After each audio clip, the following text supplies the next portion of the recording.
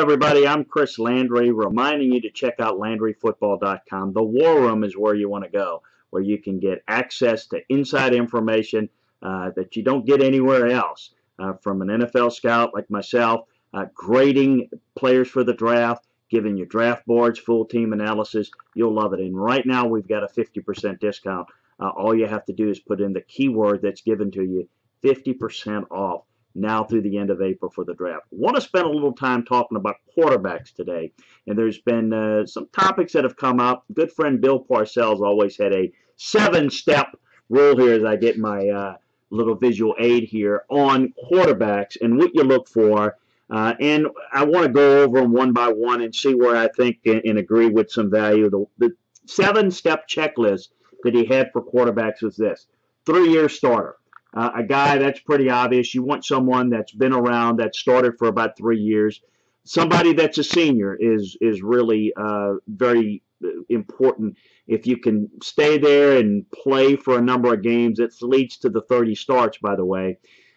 A little more difficult to accomplish that in today's game where guys are coming out early. College graduates, always great. Why does a college graduate matter in terms of playing football? Folks, if you're a college graduate, it shows that you exercise certain discipline in your studies. Football is about studying and learning. Yes, it's a different discipline and maybe more interesting for players, but it is really important that players know how to read well, retain, study, take good notes.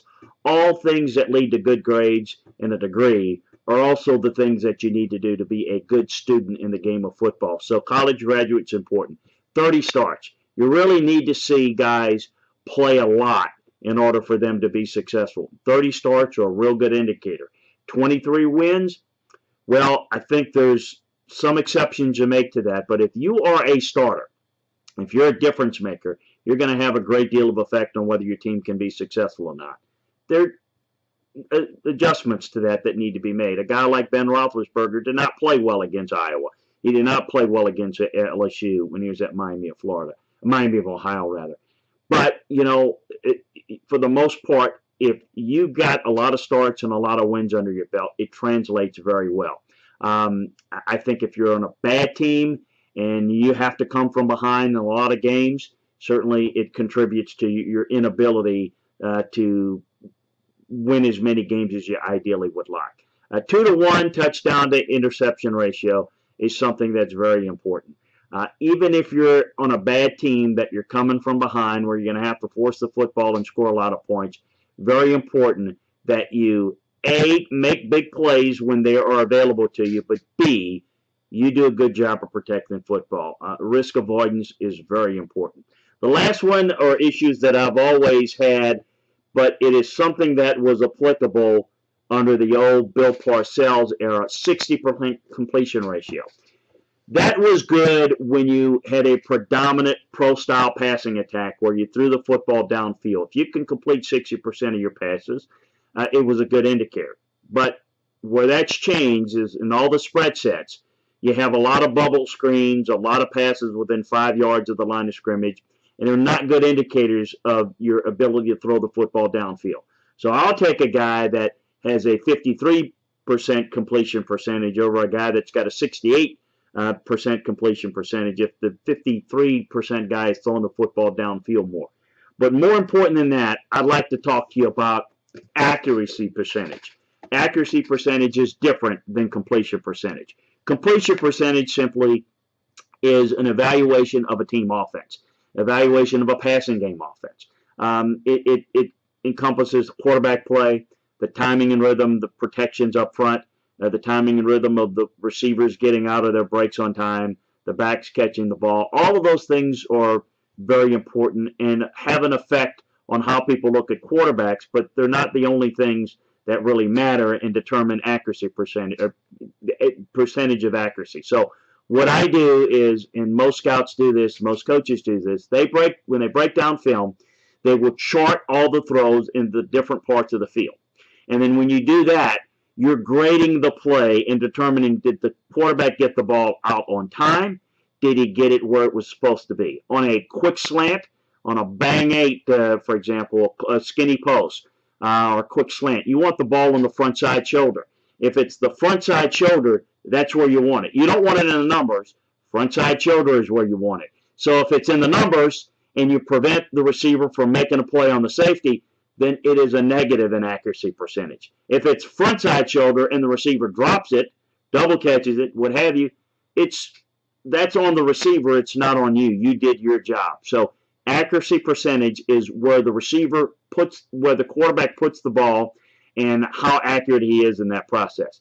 You grade the receiver on his ability to break the route at the right time and whether he's able to catch the football accuracy. So I think that is really important. A couple of things that I look for in quarterbacks is there are two types of quarterbacks. You've got your matchup type quarterbacks that are the timing rhythm guys. Then you've got the vertical downfield quarterbacks that are the big downfield passers that with play action. More than any other position, quarterbacks need to have a total dedication to football. You can't be an excuse maker. I look at quarterbacks and I say, does this guy have the capacity to learn? Does he have the willingness to learn? And does he live football? Does he love it? Because anything that you do in life, if you like it, you will spend more time doing it. And if you have the ability to learn and you spend more time doing it, naturally you'll get better. It is such a big game from the neck up that it's important. You've got to be able to understand defenses. You've got to have a great command with your cadence and your ability to communicate at the line of scrimmage, in the huddle. Team leadership is really important. The thing I look at on drop sets and release times, at 3 yards, I want the quarterback to get the ball out in 0.76 seconds, at 1.5 seconds, and his drop to be at 0.76 seconds. That's really quick, folks, and everything is important. It's based on timing. The routes correspond to the depth and drops of the quarterback. So if you're not on time, the play's not going to be on time and successful. At 5 yards, I want the set to be at 1.0 and the release time to be at 2.1. At 7 yards, I want it at 1.3 seconds, and I want the release time at 3.1. At 9 yards, I want the set at 1.75 and the release point at 3.9. Your critical factors for quarterbacks are mental awareness, the toughness, the football intelligence, the poise, the field vision, competitiveness. A guy's physical and mental toughness are critical to me. The ability to make plays in the coverage. What I always did in practice, particularly in training camp, was with quarterbacks, I'd call a play that they didn't like, that didn't work, that I knew wouldn't work against the defense, because I wanted to see how he responded, his failure quotient. Did he get rattled? Did it mess him up for the rest of practice? It's really important. I wouldn't do that in a game week practice. Certainly wouldn't do it in a game. But I want to see how a guy responds. You're going to fail. It's how you respond from failing that's important. Can you recognize quickly why it didn't work, what you did wrong, recognizing what maybe one of your teammates did wrong, correcting that quickly so it doesn't happen again. That's important. The most important physical quality for a quarterback is accuracy, the ability to place the ball catchable to a spot on time, just like we talked about with the accuracy percentage. The release type and quickness is important. Is it overhand? Does it rip it from the ears? Is it side on? I don't mess with the guy's throwing motion, but it definitely affects the ability to get the ball through throwing windows. If you're a taller guy, the arm release may be a little bit lower. A Brock Osweiler, for example, is very tall, but his arm release is more of a 6'2" guy. So the ability to be able to get it above the defensive line and prevent it from getting batted down is key. Arm strength is important. Listen, people ask me, is arm strength overrated? Well, it depends. How do you rate it? If you think it's not very important, then you're wrong. Arm strength is underrated.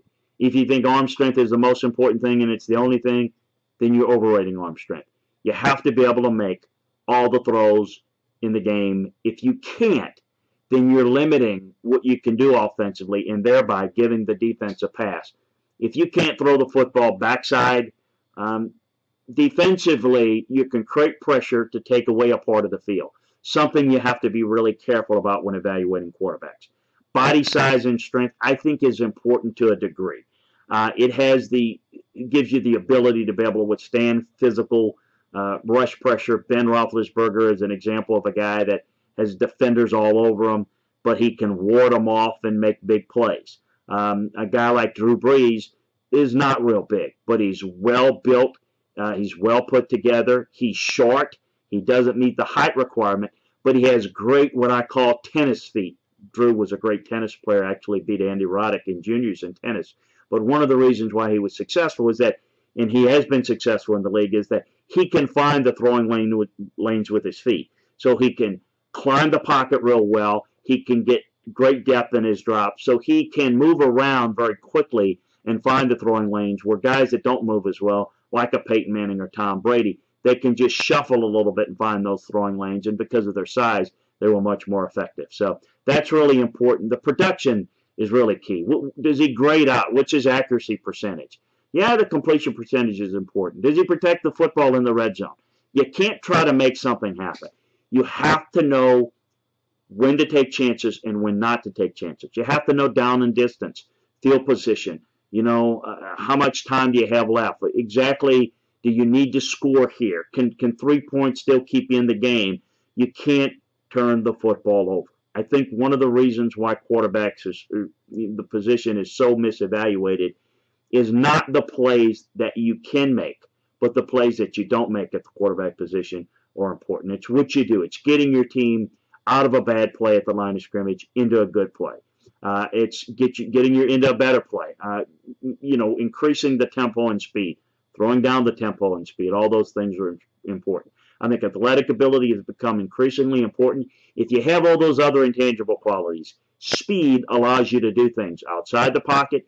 It could put a stress on the defense. If athletically you can make defenses defend you as a quarterback, as an athlete, then it's really hard to defend you in man coverage. Why? They don't account for the quarterback athletically. If you're Cam Newton, you better account for him, a guy like that. So I think those things are important. Athletic ability, speed, ball mechanics are important.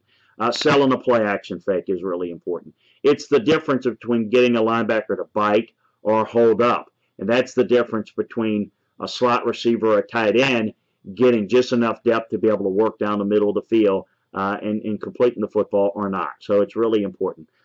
Setup quickness is really important. If you're slow to set up, then again, the ability to work the ball downfield in all parts of the field depend upon time. Again, you correspond the depth of the routes with you can't run a deep post off a 3-step drop. You don't have enough time for the receiver to get there.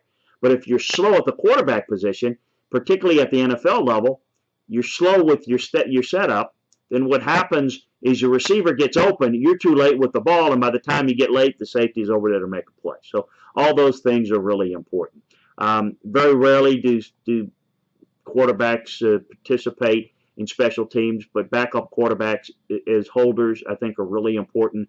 They have good hands, should have good hands to play the quarterback position anyway. So as a backup holder, I think it's important. So gives you some idea of what we look at from the quarterback evaluation criteria. We'll break down other positions going forward here for you.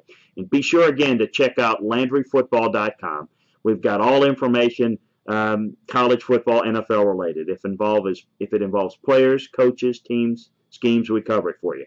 Everything from recruiting, college football, the draft, free agency, in-season, breaking down game film and telling you which we think is going to happen and what happened through the game film. And this time of year, we're really hitting hard on the draft. We've got scouting reports on all the players. We've got draft boards, not just telling you who the best players are, but how they rate in terms of overall talent. We think that's really key.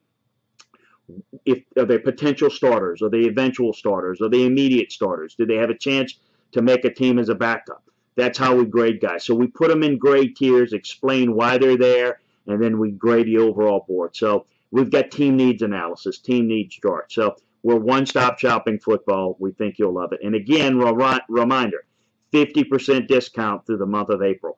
You have a chance to go and check out what the War Room is all about. Check out my background, see if you like it, and certainly give us a shot. 50% off. What a great opportunity. That'll get you through the draft, through the whole rest of the offseason when we'll break down this upcoming season, the entire off season next year. So 50% off. Just go to the War Room, register. It's free to register, and check us out. 50% off. Just enter the keyword that's given to you there. We hope you enjoyed this, and we look forward to talking to you again on another edition of Football with Chris Landry on LandryFootball.com. We'll talk to you again real soon.